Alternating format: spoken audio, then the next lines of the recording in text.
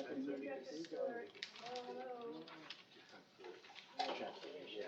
same to you. How's everything, okay? Good. You're in the office? No, there's no work. Does that mean you're in line? You have new people? Good afternoon. Welcome to the Medical Grand Rounds at our Queens Medical Center. Today we have a presentation by the Division of Dermatology in our department. And Dr. Kevin Dawson is well known to you. He's been giving these several times a year for the past several years and really appreciate it. And so Kevin, we look forward to it. Thank you. And thanks for having me back and giving me the opportunity. I'm going to do something a little different today. I realize that sunscreen probably doesn't have a great application in the hospital, but I think it's something that's important to all of us.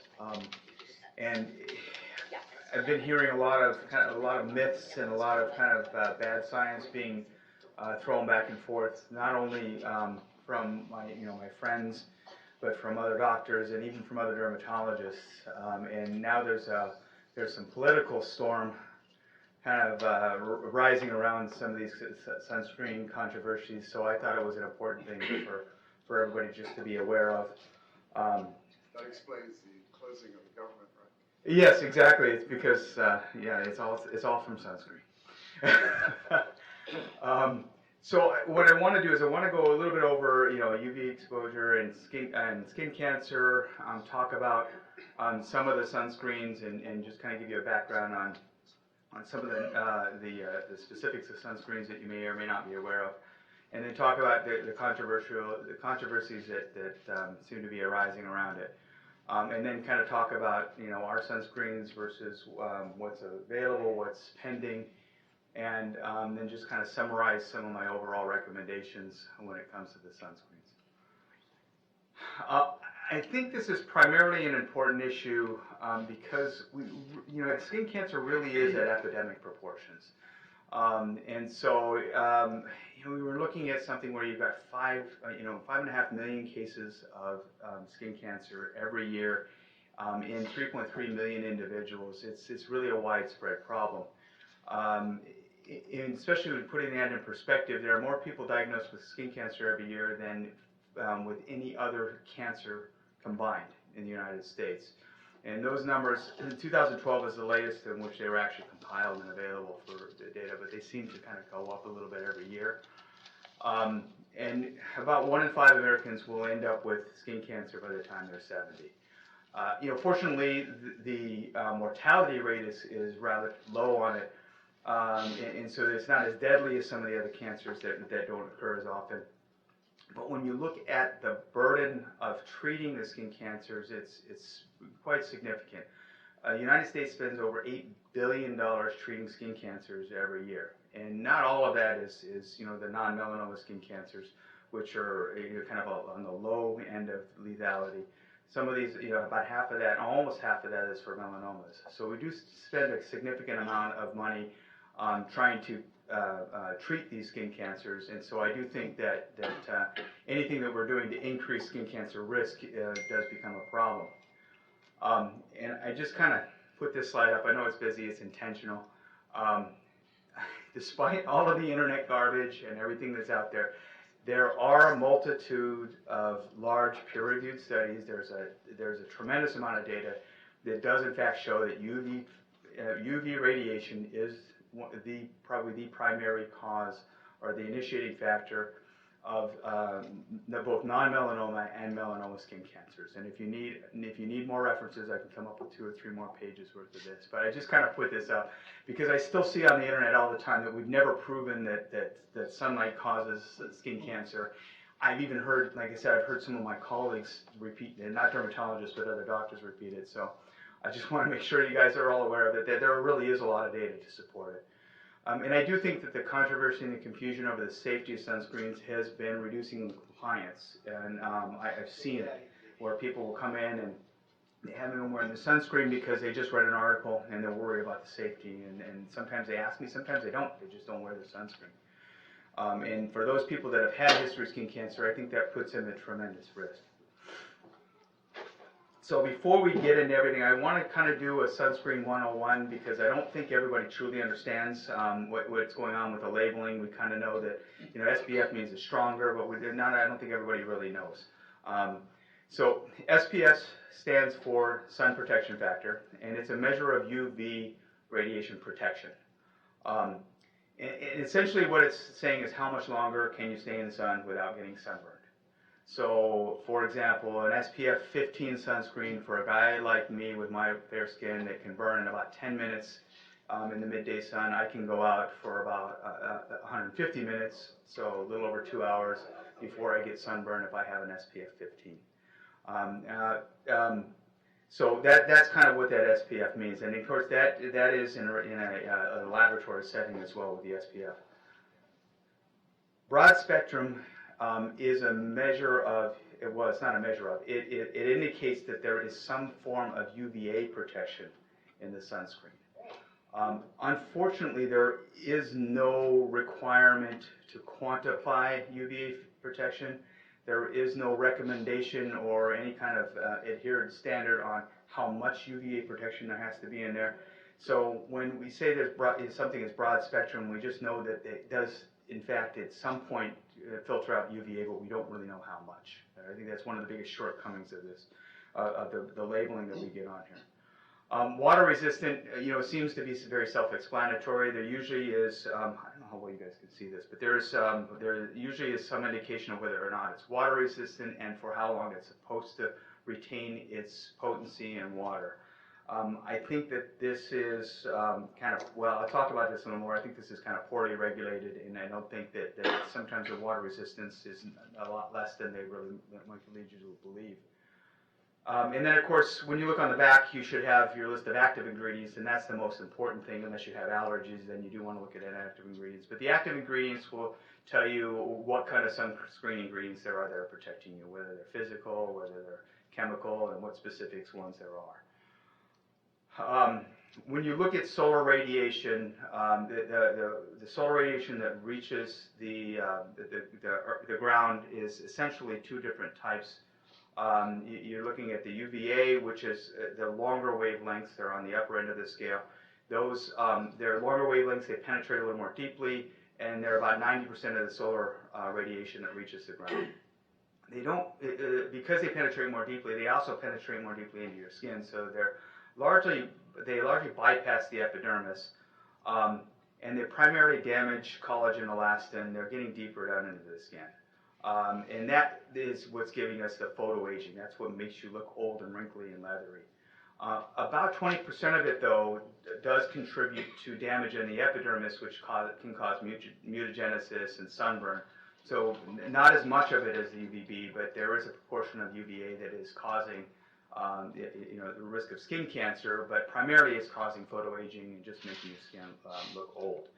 And remember that UVA does penetrate through things. It can go through the clouds, it can go through windows, it can get kind of a couple feet down into the water. So UVA doesn't get blocked out very easily by things. So if you're sitting next to a window, you may never get sunburned, but you're going to get some UV radiation.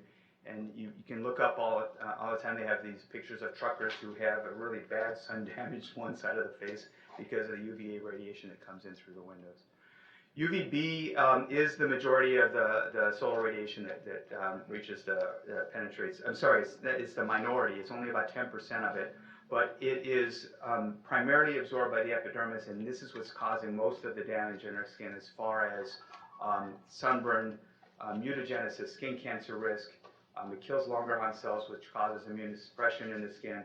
So this is the UVB, even though it's a small percentage of the light, that's what is causing most of the damage, which is why in the past that's where we've really been focused as far as trying to protect ourselves with sunscreens. You can get 40–50% of UVB blocked by clouds, by water. It doesn't really penetrate glass very well. So that's why you don't get sunburn, even though you might be getting some sun damage, because most of the UVB is getting blocked out. I just wanted to include this because this is a list of the most commonly used sunscreens approved by the FDA today. the top two are the physical sunscreen, the zinc and the titanium, which actually both have a pretty good broad spectrum, although the titanium dioxide has kind of weak protection up in the UVA range. The chemical sunscreens are everything down below here, and there are a lot more than this, but these are the most commonly used ones. And then the chemical sunscreens, you usually have to combine several of them to get a good broad range of good peak adherence, and that's usually that's why you'll see multiple sunscreen ingredients, because they're trying to get, for example, avobenzone, oxybenzone, and oxynoctane are the three common ones that people use together because it tends to block out a pretty good proportion of the sun's rays, all the way up into the UVA range. And then just to kind of reiterate a little bit the difference between a physical and a chemical sunscreen. The physical or inorganic sunscreens are things like zinc oxide, titanium dioxide. They're really designed to act like a shield. So they kind of sit on top of the skin, they don't absorb very well into the skin, and they reflect the sun's rays and protect them from getting into your skin. They do leave a much more of a residue because they are, again, designed to kind of sit on top. They're not designed to absorb very well. And they are a little bit less, much less water resistance compared to some of the chemical sunscreens. Chemical sunscreens includes just about everything else. The more common ones, avobenzone, oxybenzone, oxynoctane, all the other chemicals that you see in there. If it's not zinc or titanium, it's an organic sunscreen or a chemical sunscreen. Those actually will get into the upper layers of the epidermis, and they absorb the sunlight. The common analogy is it's like a sponge. In reality, what it's doing is it is absorbing and creating a chemical reaction, a photochemical reaction in the skin, and that disperses the energy, so it either changes the wavelength to light or turns it into light energy, so it's not ultraviolet anymore as it penetrates through into your skin. They do rub much better into the skin. People like them better because there's less residue and they're more cosmetically elegant. Because they are getting into the skin, they're much more water resistant. But because it is a photochemical reaction, the products do get consumed over time. So it's not an indefinite protection the way the zinc oxide can be if it doesn't wash off. As you get sunlight on it, those products do get broken down, and so you still need to reapply even though it is much more water resistant. So the biggest question I always get is, what do I need as far as SPF? And the biggest error I hear is that anything over SPF 30 is kind of a waste. You don't really need it. And that might be true in a lab, and you think about it, and it makes common sense if you really think about it and you don't know the specifics of it. If it takes me 30 minutes or 10 minutes to burn, and I'm pretty fair skinned, then I'm going to get, with a 30 SPF, I'm going to get 300 minutes of sun exposure. So I have 5 hours out in the sun before I get burnt. That seems like that's all I really need.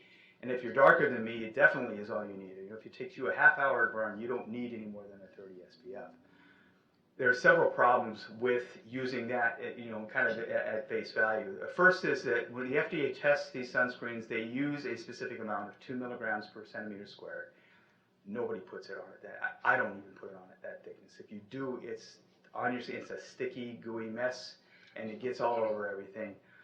Somebody like me who really slathers on the sunscreen and gets made fun of for how white I look, I put more along the range of probably 1 milligram per centimeter squared. Most people are doing much less than that. And that's been proven in a couple of really good studies by our leadership at the American Academy of Dermatology. So the in vivo SPF of most sunscreens, because of the amount that we're putting on, is probably somewhere in the 6 to 15 range if you're putting on a 30 SPF. Not only that, but a little shocked to find out that not most sunscreens, a good proportion of sunscreens, 30-40% of sunscreens, don't actually give you the SPF that they put on the bottle. And I'll show you some examples of that in a second. So that gives you even more of a risk at that point. You don't really know how much UVA is being blocked. So even if you've got a good SPF protection, you may not be getting very good UVA protection. The water resistance is quite variable and very poorly tested and regulated by the UVA. So if you're in the water with an SPF 30, you're probably getting very little protection. You're getting protected. It's not like it's doing no good, but it might be providing a very false sense of security for people who are relying on that for skin cancer protection. So I'm going to show you a couple of, Consumer Reports does a really good job of testing sunscreens. And they don't do it the way the FDA does it. The FDA they're measuring things and they're doing indexes and that sort of thing, but it's all kind of a very in vitro type of an environment.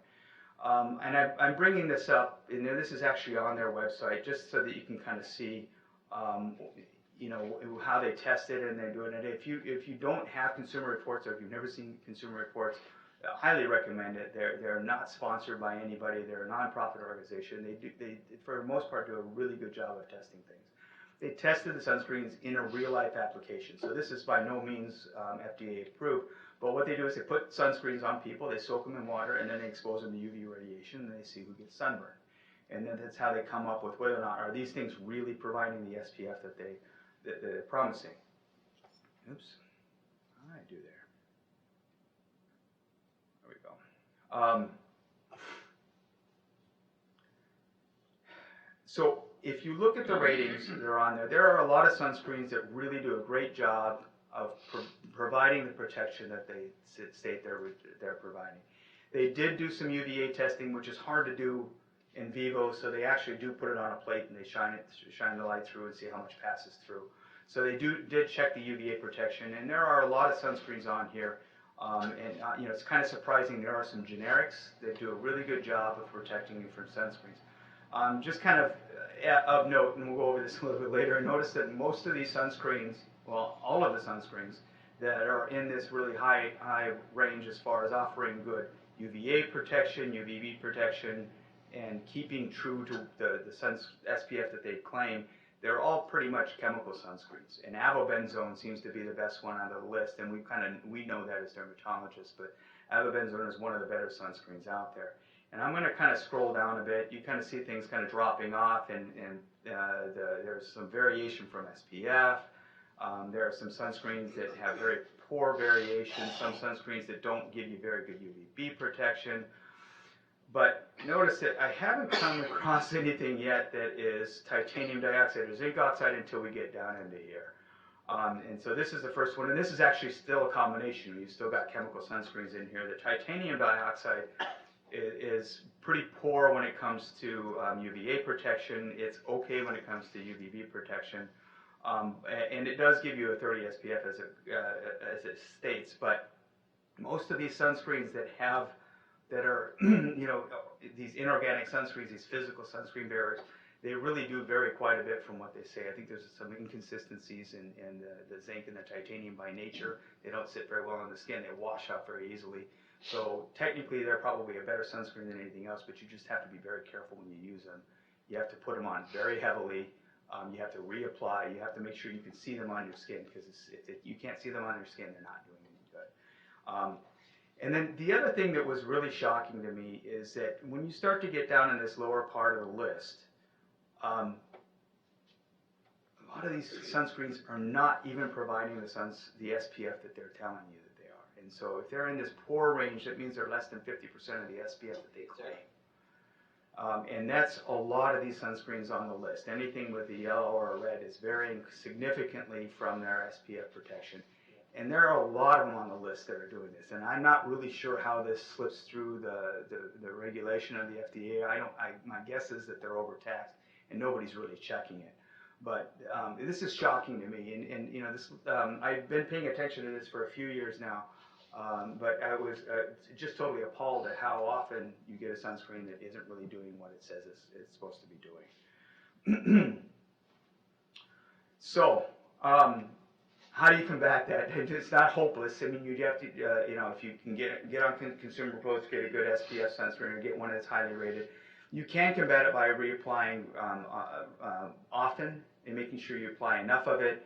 And using a high SPF sunscreen. So the myth that you don't need more than a 30 actually doesn't hold true. And there are a couple of really good studies that do test a 50 versus an 85 sunscreen split face. So they had 100 people with SPF, 50, 100 left, right, and then 100 right, left. And you can tell a difference at the end of the day, and there is a significant difference between people who sunburn with an SPF 50, shouldn't, right? It should be not enough time in a day for you to burn with SPF 50, but the SPF 85 does a much better job.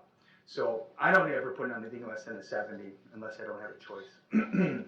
I'm a lot more fair than most people. I think some of you in the room might actually be able to get away with a 30, but I would recommend that if you're going to be out for any significant amount of time, that you do a much higher SPF. Make sure you're reapplying. That's the best way to combat that. So let me talk a little bit about some of the safety concerns, because there is a lot out there, and there are a lot of people that are very anti-sunscreen. I'm not really sure why that is, but there are some concerns, and there are some issues out there. But I think they're, for the most part, either misinterpreted or overblown. So I'm going to go through some of the major ones a little more thoroughly. Vitamin D is the one that hurt a lot of several years back. It seems to be less of an issue now. Particularly since I think we're realizing that there may be a relationship between vitamin D deficiency and a lot of chronic diseases, but sometimes there's not a clear cause and effect with it.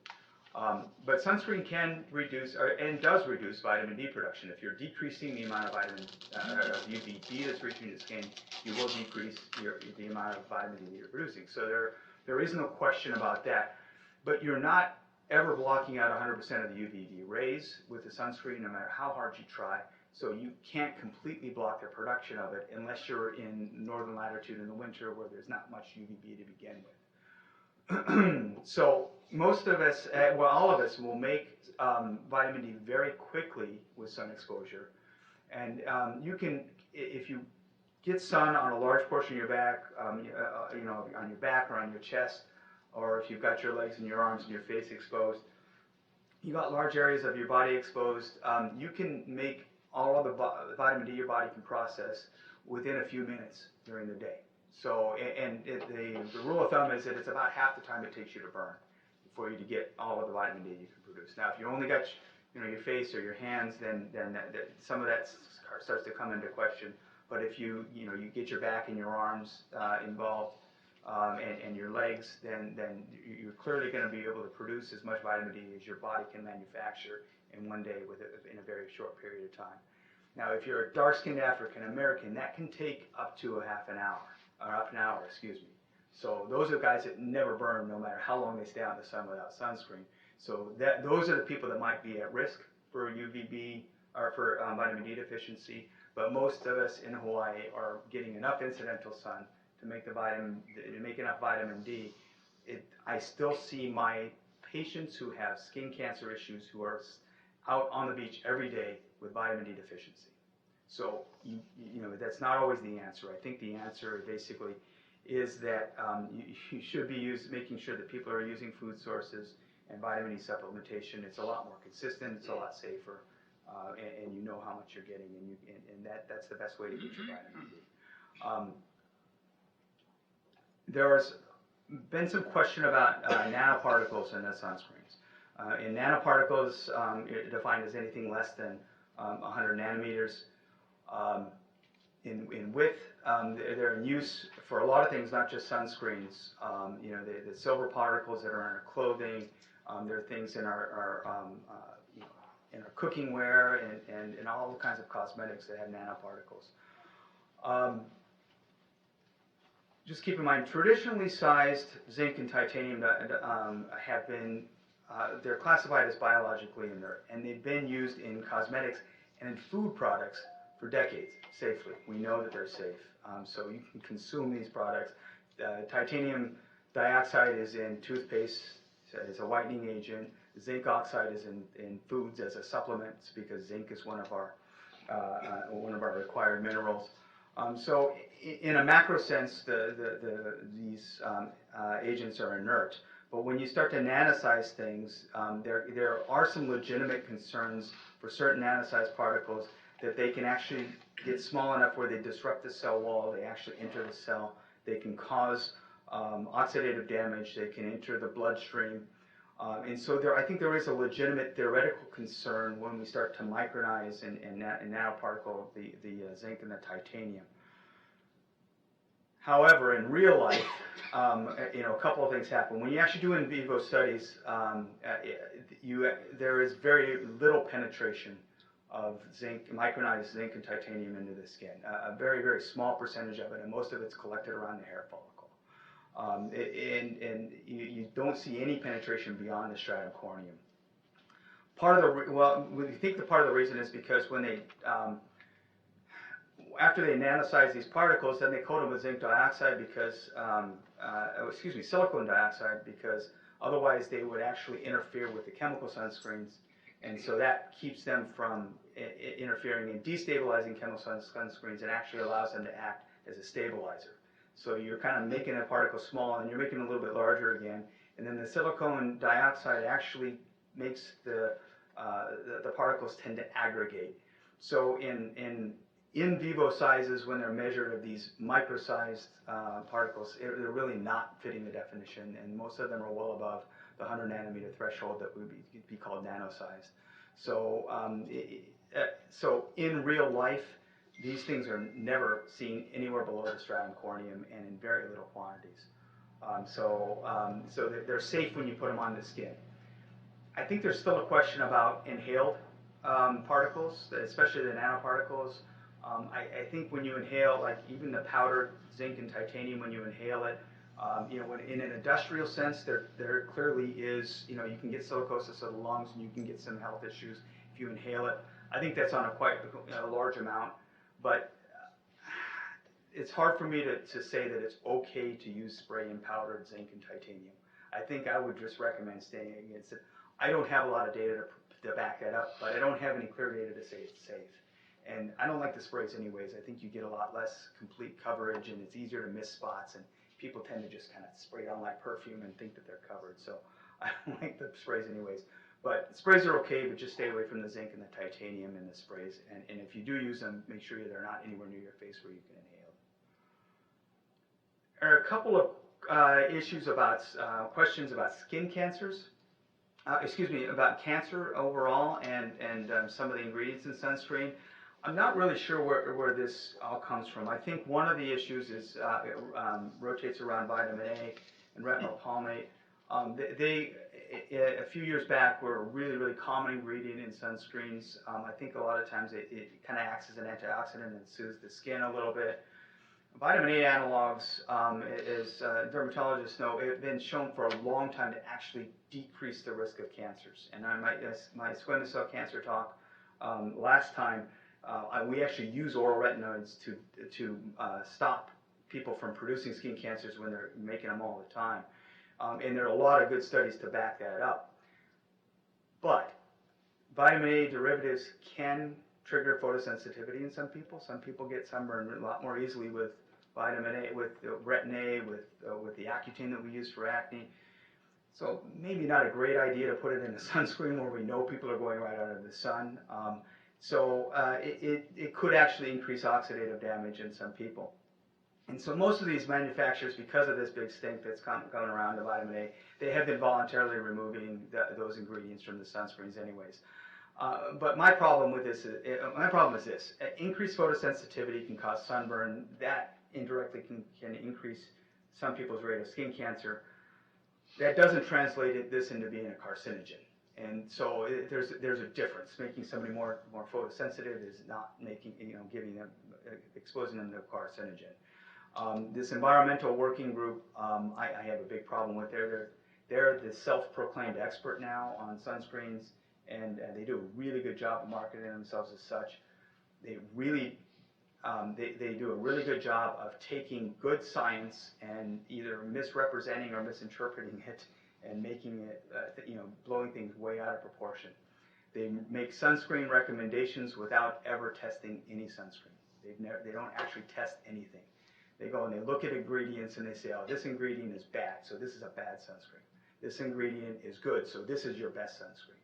And nobody's ever testing it. So I think they do play a good role in pointing out potential harms and risks in sunscreen ingredients, but they have no business recommending specific sunscreens because they've never tested any of them. So in case you didn't get the point, I really don't like these guys. Don't look at their lists If you're going to look at somebody to recommend sunscreens for you, look at somebody like Consumer Reports or a non-profit group that's actually testing your sunscreens on people. Is that group a private group? The EWG, I think, is a private group. And you know, and if you look at the data that they review, and some of the data I look at when I'm doing this presentation, they dig up a lot of really good studies and they dig up a lot of good data, but then they totally misinterpret it. And you know, the increased photosensitivity, you know, turning that into calling vitamin A a carcinogen in the skin. I mean, we have vitamin A naturally in our skin. There's no way you could call that a carcinogen. I just, you know, and they do that on several different facets where they'll just completely blow out of proportion or they'll completely misinterpret the data. But I like looking at the things that they dig up because then I can critically evaluate it for myself. But the biggest problem I have is when they actually start to recommend sunscreens because they're not testing the sunscreens. I don't know how they think they could know which ones sunscreens are best.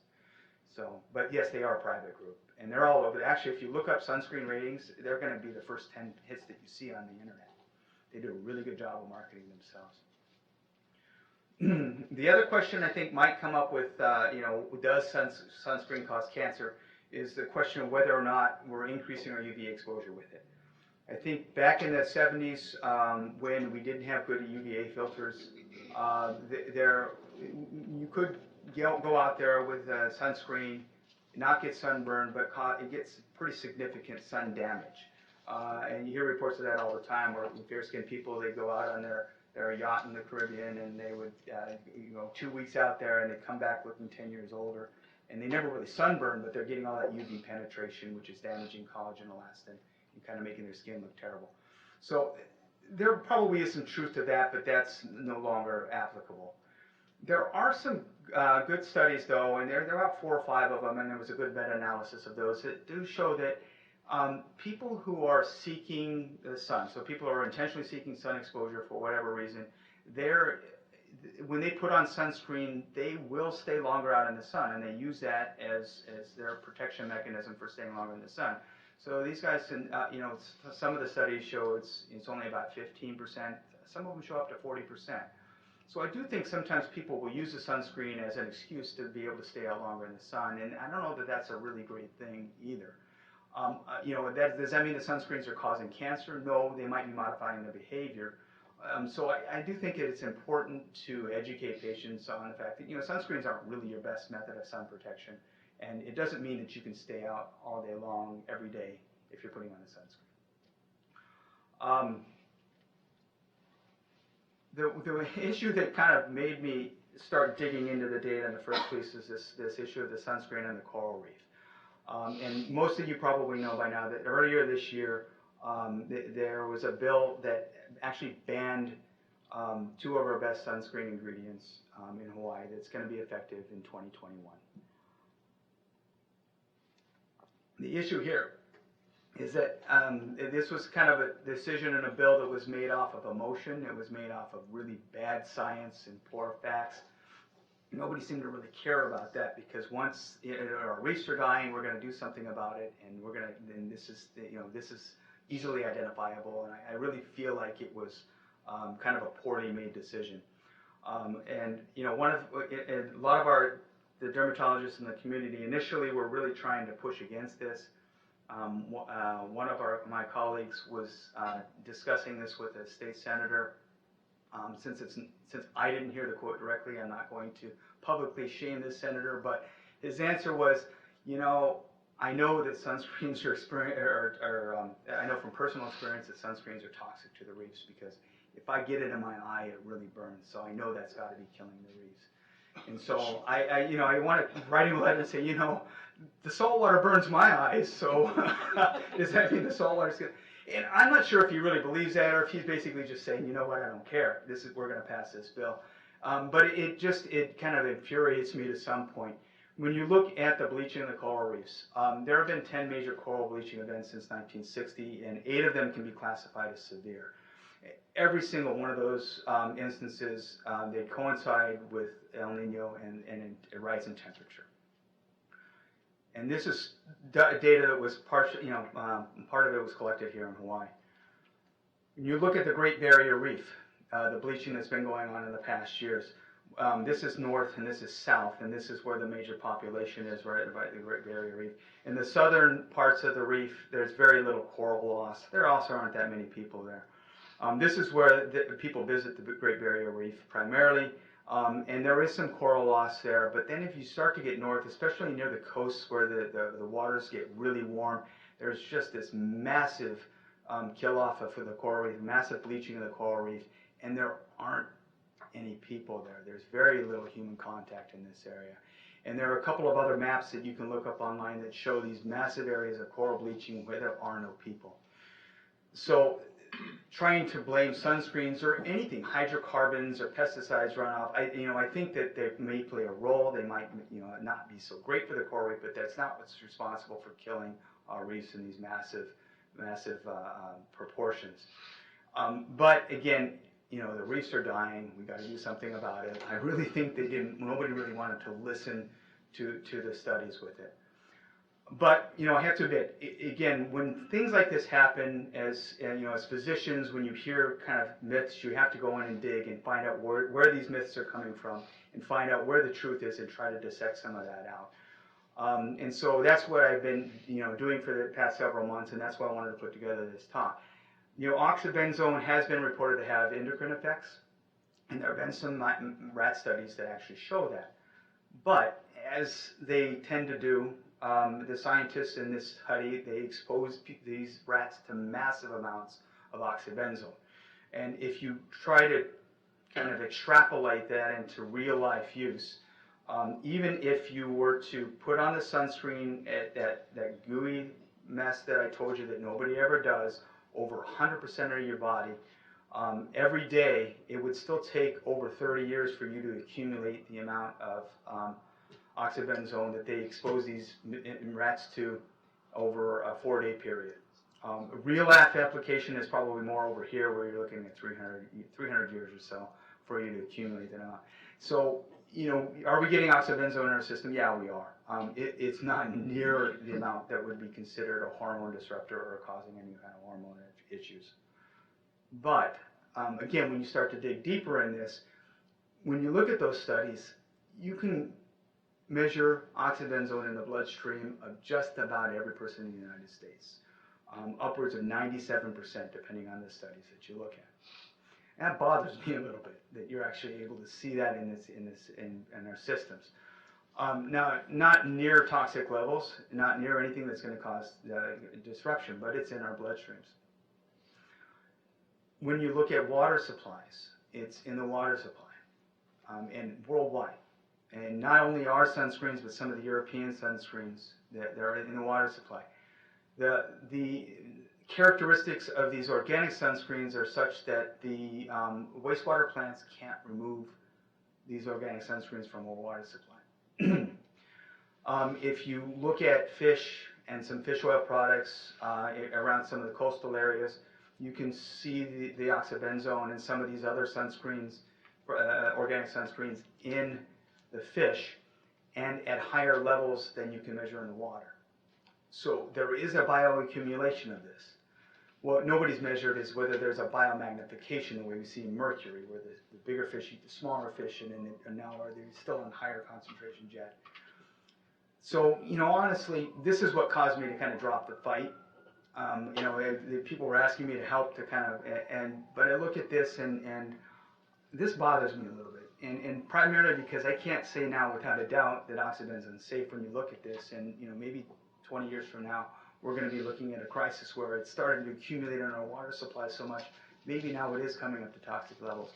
And again, that's the same sort. We're going theory, and this is the same thing I got mad at them for doing. They're looking at theories and that sort of thing. But I do think that maybe if we're looking at something that's starting to accumulate in our tissues and in our food supply and our water supply, maybe it is time to move on from oxybenzone into a different sunscreen.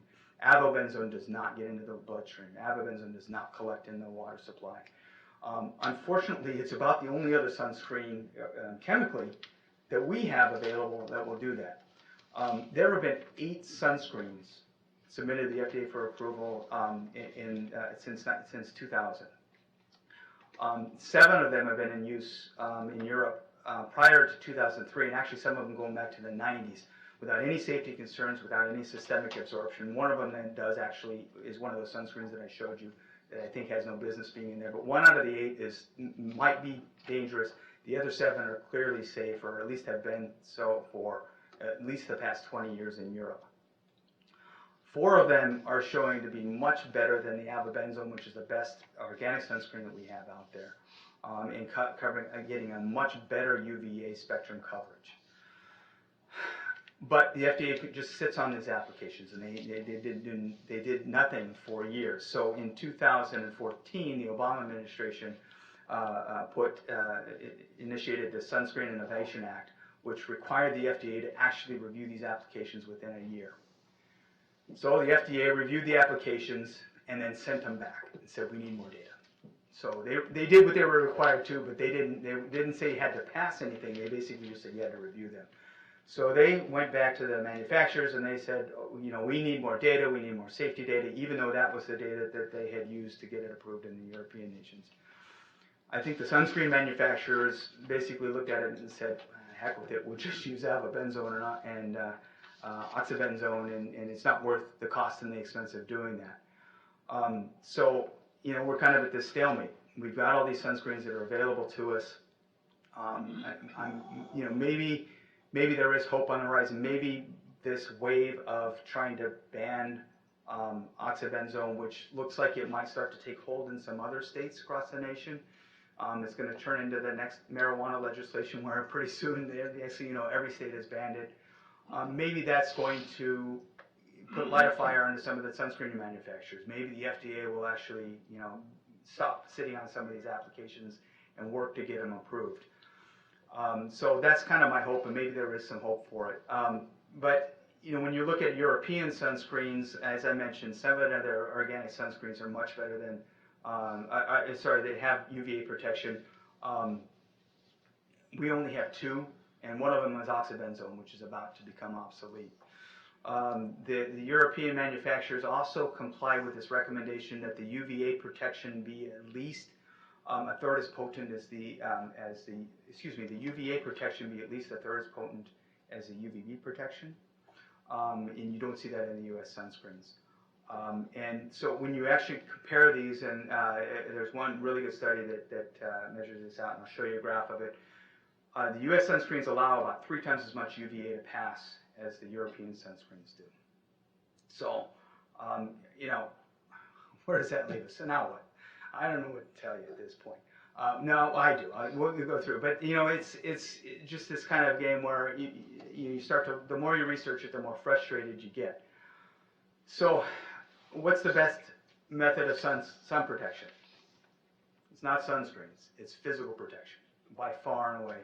Physical protection is superior in all aspects. It's easier, it's safer, it's a much more consistent protection, and it gives you a much higher level of protection. So physical protection, Lycra shirts, rash guards, wearing hats, sunglasses, that's, so when you're advising people on sun protection or when you're protecting yourself, the physical protection is always better.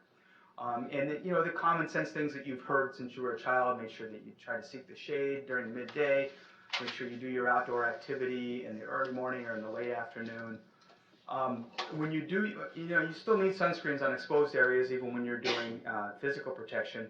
Higher is actually better, and make sure you apply it properly. Sometimes the higher SPF sunscreens are a little bit thicker, so don't use that as an excuse to make it thinner on your body. Make sure you're applying evenly and liberally, and you're reapplying the sunscreens. And if you're in the water or if you're sweating, make sure you reapply it even more frequently. And just to kind of reiterate my point, even if you assume the worst case scenario about all these sunscreens and everything bad that they're reporting, a sunburn is still worse than putting on a sunscreen. So if you don't have a choice or you don't have the luxury of picking what sunscreen on, put it on. It's better than getting sunburned. If you have a choice, then you can make an educated decision on what to buy. But if you don't have a choice, don't get sunburned just because you're worried about the safety of your sunscreen. So my recommendations for sunscreens, if you're looking at a chemical sunscreen, avobenzone is definitely the best one that's out there that we have available in the U.S. It rubs in a lot better. It is easier to use. It's got better water resistance. They're is no evidence that it's accumulating in our bodies or penetrating into the bloodstream. It's never been measured in anybody's bloodstream, and there doesn't seem to be any environmental concerns with it. And although sometimes you'll see it lumped together with oxybenzone because it is a benzone, it's not the same thing, and the data is clear on that. It can be unstable if it's not stabilized properly, but I think most of the formulations are actually properly balanced out with some sort of a UVB protectant. But I'm worried that maybe some of these sunscreens that are way down on that list of the consumer reports, maybe they're not properly stabilized. So it's got to have a benzone in it, but it's not properly stabilized. It breaks down very quickly, and you're quickly going to get sunburn. So again, try to, I can put that list up on there later. You guys can scroll through it, or you can get a Consumer Reports membership for $25. It's good for a lot of other things, and you can go look at that list yourself. And again, the organic sunscreens break down with sun exposure, so you got to reapply it. I still like zinc. The problem with zinc though is that it doesn't stay on very well. It's white. I have sensitive skin, so I like the zinc because it's the least likely to cause allergic reactions. Even when it's micronized in nanoparticles, there is no concern that it's going to enter the bloodstream. There's no safety concerns. There's no bioaccumulation or environmental concerns. It is thicker. They have good tinted sunscreens for the face, tinted zinc, tinted titanium. So I like those sunscreens, but they do wash off relatively easily. So you've got to make sure you either go to the surf shops where they have the big, thick, greasy stuff that you have to scrub off at the end of the day, or you have to make sure you're reapplying it quite often.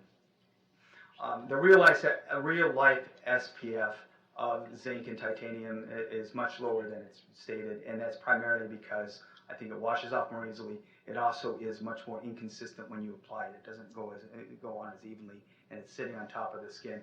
So again, higher is better. If you get an SPF 70 sunscreen, you're well covered, even if you're only getting a quarter of that protection from your sunscreen. In most cases, if you're protecting yourself well, an SPF 10 or 12 is enough. Not on the label. Your real life SPF at 10 or 12 is probably enough.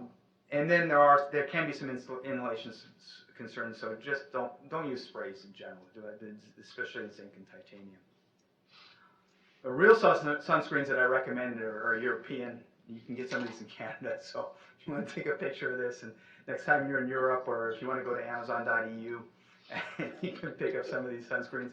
I can warn you though that there have been some apparent fakes, because they know that people are looking at this and going after the European sunscreens. So make sure you're getting it from a reputable distributor if you're going to go rogue and get European sunscreens. But this is out of one of our periodicals, the JAMA Dermatology, and they compared overall sun protection of the U.S. sunscreens versus the European sunscreens. And clearly we load up on the UVB protection, but we're very bad on the UVA protection. So the European sunscreens are a much broader spectrum coverage in just about every instance that there is. So that's basically all I have for you. You guys have any questions for me? Yeah, a question. Sometimes the directions say apply sometime before you get sun. So why does it need to be on there 30 minutes? I think it's just so that it's not wet on your skin and then you jump in the water and it washes right off. I think you do need to allow it to have some time to dry, but there really is nothing that says it needs to be on there for X amount of time before it becomes effective. It does become effective right away, but it does come off much more easily if you go right out into the sun. So yeah, that's a good question. I think it's more of a physical thing than anything else. Yeah. Jan, you're not aware of anything that you don't really need to apply it 40 minutes before you go out into the sun. No. I think absorption is pretty quick. Yeah. Especially if you use some of the really elegant ones. Yeah. So Yeah, they're rubbing right away. It's mainly the sweating and the getting in the water. Yeah. So if it's still wet, it's going to come off more easily. Right. Protective clothing is graded. That's probably another topic. But, I think that's it's probably not necessary. If you look at it like a normal t-shirt, a white t-shirt is an SPF 15, a darker t-shirt is an SPF 20. And how many times have you burnt through your t-shirt and put on 100 SPF sunscreen on your forearms, and you don't get burnt through an SPF 20 shirt because it is solid, consistent protection. There's no breakdown, there's no issue of not applying it well enough. So when you get an SPF 50 shirt, if you're my color skin and you're surfing all day out in the water, you might need an SPF 50 shirt. But in everyday use, you don't really necessarily need the SPF clothing. And not saying, just don't spend a lot of money on it. Definitely is better protection than your regular rash guards, but in most cases it's not necessary. I just use a regular Lycra shirt when I go out, and I think I got a little uncomfortable once, but I've never really truly gotten sunburned through my shirts. Very good. Well, Ken, that was another very well done. Thank you very much. All right, thanks for your attention. Well, I have an announcement. Next Friday, the title has changed a bit. It is a patient sort of safety conference, but I gave it a title of a patient with chronic lymphocytic leukemia who's admitted with pulmonary symptoms. Then things kind of change. And so we're going to be managing it through the conference. It's a case management sort of thing. It has some patient safety. And I have a cast of thousands who are presenting this. So I hope we get a good turnout. I think it's really good. Okay. Hi. Question. Sure. Unrelated. Sure, okay. Vitamin D question. Yes. People say I don't need to take it because I'm on this. So our ad hoc. So I think the absorption is unpredictable. I agree, yeah. And there's an article that I read, I don't know if it's in Hawaii surfers don't